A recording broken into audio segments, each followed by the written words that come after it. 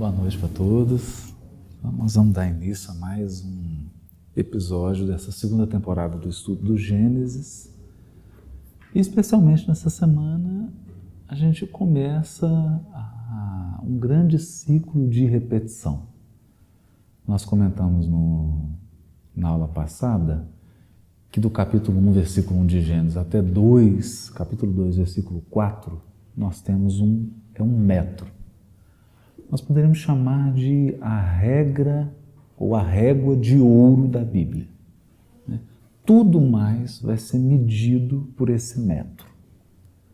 Porque todas as demais histórias vão ser desenvolvimento desse tema. Então, aproveitando a nossa visita do professor Lucena aqui, é como se fosse que é o grande mestre da música, é como se fosse um motivo. E esse motivo vai sendo retomado e desenvolvido. Uma melodia básica que vai sendo constantemente retomada. Por que isso?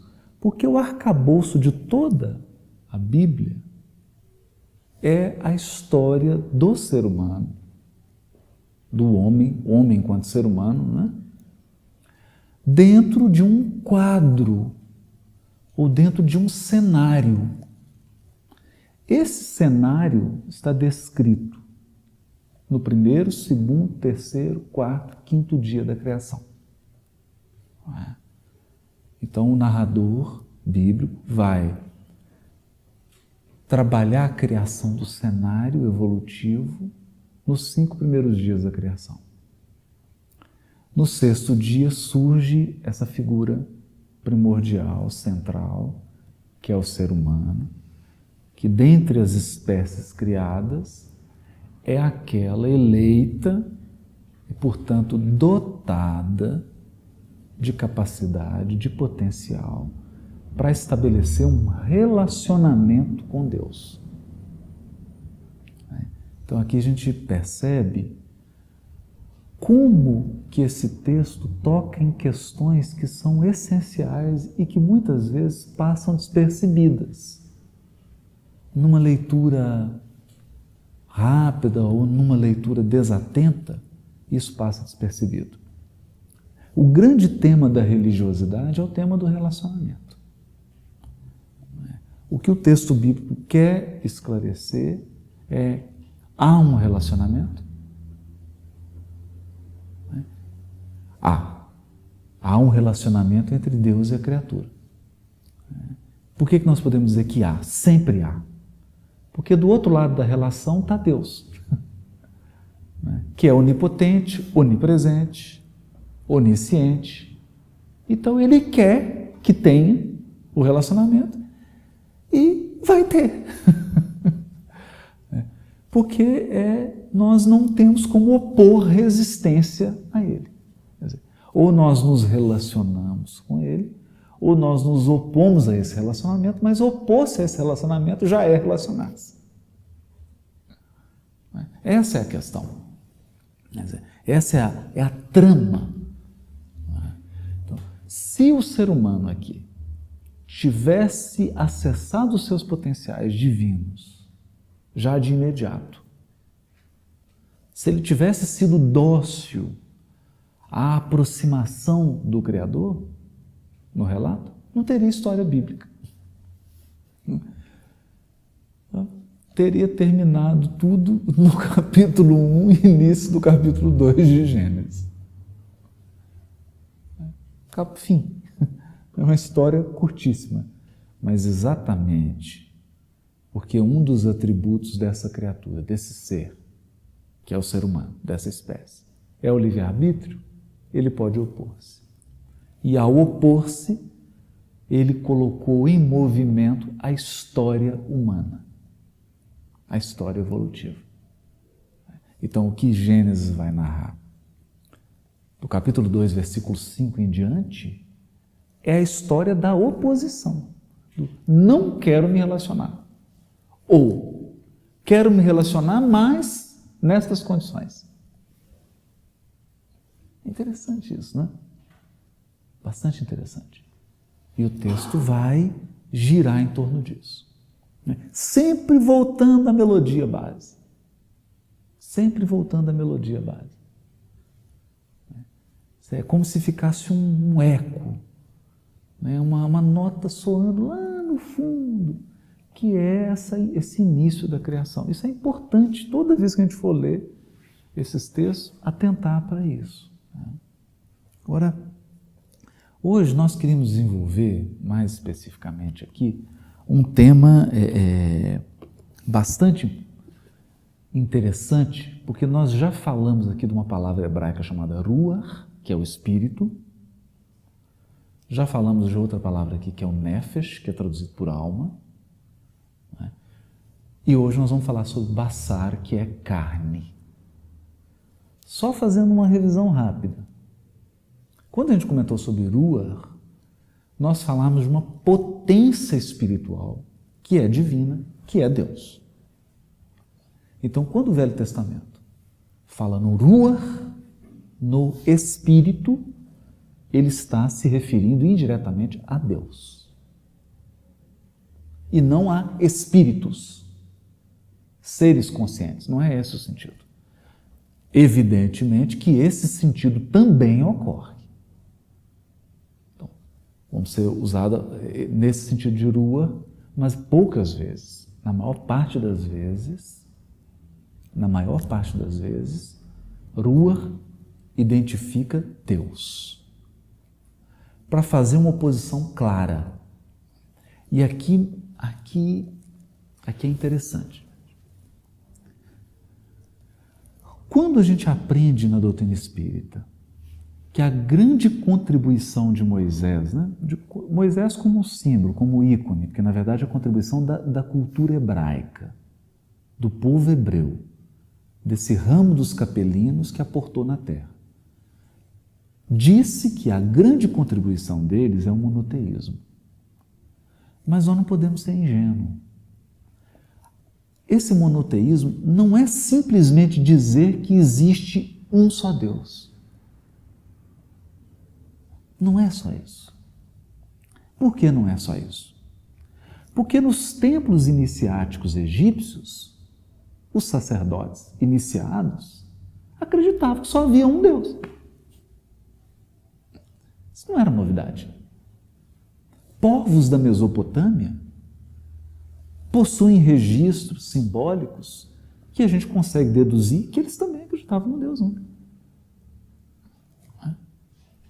E estudos recentes demonstram que, se você fizer um estudo mais detalhado da mitologia grega,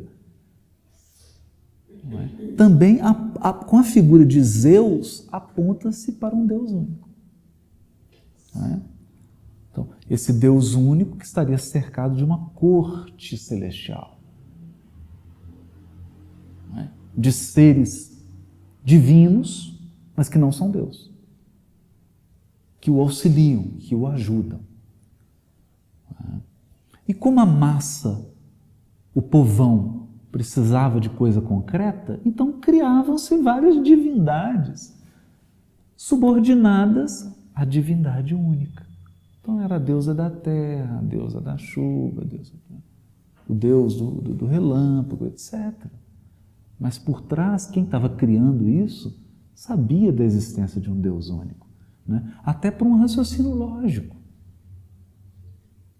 O universo apresenta uma regularidade. Essa regularidade não seria possível se você tivesse dois deuses. Porque um podia querer uma coisa, o outro querer outra, pronto, dividir. Então, quando se olhava para os fenômenos, sobretudo os fenômenos astronômicos, ficava evidente que havia uma unidade de propósito, uma lei única. Daí a regularidade dos fenômenos naturais. Os eclipses, o nascer e o pôr do sol, as fases da lua, as marés, o ciclo das plantas, etc, etc. Isso tudo apontava para um Deus único. Então é claro que não é essa a contribuição do povo hebreu. Não é isso. Então, o que diferencia o monoteísmo do povo hebreu dos demais monoteísmos? E aqui está o ponto, que foi o que nós tratamos quando estudamos a palavra ruach. O monoteísmo hebraico é claro ao dizer: Deus não é material. E aqui está a diferença. Deus não é material. Ele é espírito. Então, o que é o espírito? O espírito é algo oposto à matéria. Eu também não sabia definir o que era. Não tem definição no texto bíblico. A definição é por oposição. Então, o que é o espírito? É aquilo que não é matéria. Porque Deus não é material. E por quê?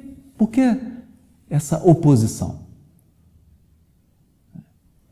Porque Deus não participa da natureza humana. Esse é o ponto básico do monoteísmo. Aí alguém vai dizer assim: não, mas está errado. Que aqui que fala que Deus se irou, que a mão dele... Mas tudo isso é linguagem metafórica. É evidente que é linguagem metafórica. E por que é linguagem metafórica? Porque todo o texto hebraico está recheado de metáforas, até para se referir ao homem.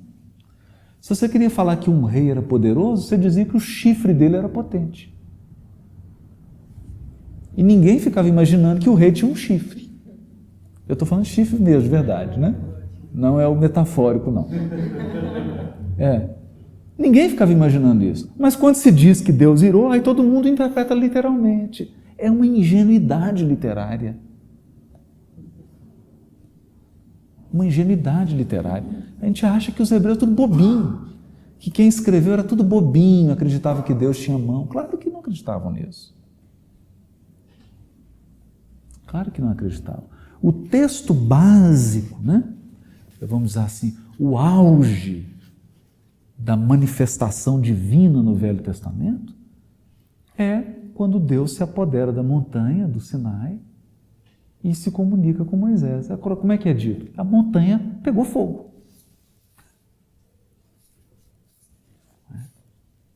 Então, essa era a forma mais, vamos dizer, mais abstrata que eles tinham para representar. A montanha incendiou-se.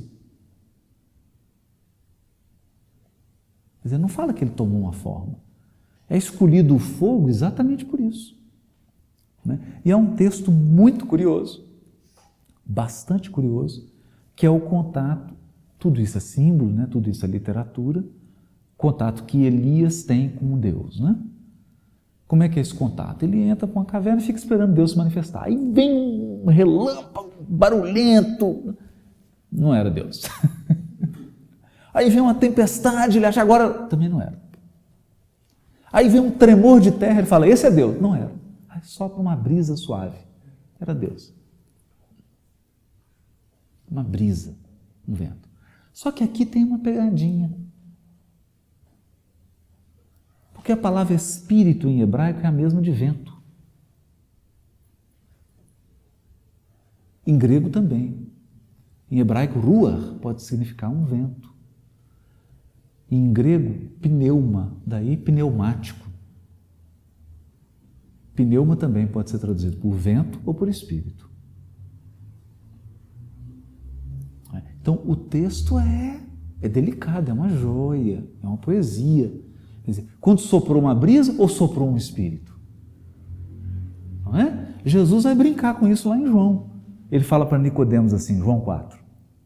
O espírito sopra onde quer. Qual espírito? Deus. Ele não está falando dos espíritos. Tem muita gente que confunde isso. Está falando do espírito com o artigo definido. Deus, o espírito sopra onde quer. Não sabe de onde ele vem, nem para onde ele vai. O que significa isso? Que nenhum de nós pode prever Deus. Ele é imprevisível. Imprevisível. Porque se você fosse capaz de prever, você teria a mente dele.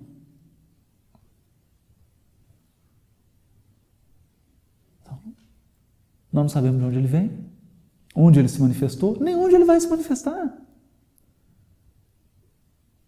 Nós não sabemos. E era isso que Jesus está querendo dizer para Nicodemos. Vocês estão construindo uma religião organizada em que vocês estão querendo aprisionar Deus como se ele fosse um pássaro, colocar ele dentro da gaiola. Vocês não vão conseguir. Vocês estão querendo prever o que Deus quer, o que ele acha que deve ser feito. Você não vai conseguir. Porque isso não é relacionar-se com ele. Relacionar-se com ele é entender que ele é um outro. Ele não é você. Então ele vai te surpreender constantemente, porque ele é outro. É outra pessoa. E essa é a essência do Evangelho. A essência do Evangelho. Foi porque o que a mensagem de Jesus faz para aprimorar o edifício mosaico é que ela dá um upgrade nessa ideia de relacionamento com Deus. Apresenta Deus como um pai no sentido de familiaridade, quer dizer, é um relacionamento de proximidade, de afetividade. Se ele é pai, então significa que nós moramos com ele, ele mora conosco. Uma série de questões aí. Mas o importante aqui para a gente fixar é esse termo espírito. Deus é espírito. E o nefesh, a alma. A alma é, como nós vimos aqui, ela faz referência à garganta, faz referência à respiração, faz referência a um sopro. Então, é aquilo que Deus sopra, aquilo que Ele infunde e que torna as coisas vivas. Então, tem mais a ver com fluido vital do que com espírito, com alma. Interessante isso, né? É tão curioso isso que na introdução do Livro dos Espíritos, quando Kardec apresenta as definições de alma, ele fala, olha, a palavra alma é uma palavra complicada, né? Ela pode ter várias acepções. Uma das acepções que a alma tem lá, né, no resumo dele, é de fluido vital, né? Que é uma acepção básica do Antigo Testamento. Quer dizer, os seres só são vivos, eles só ficam animados porque há um sopro de algo divino que vem e dá vida.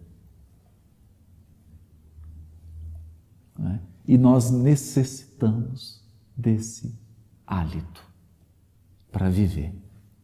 Daí a ideia de garganta, de respiração, para mostrar um ser humano que é frágil, que precisa ser alimentado, precisa ser cuidado. E, se você pensar num nível mais filosófico, para existir, nós dependemos de Deus.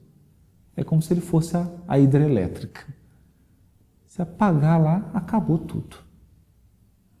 Porque nós não temos vida própria. Nós não temos vida própria. Nós temos uma vida que é dependente, subordinada à vida divina, à vida de Deus. Então, vejam que monoteísmo sofisticado esse.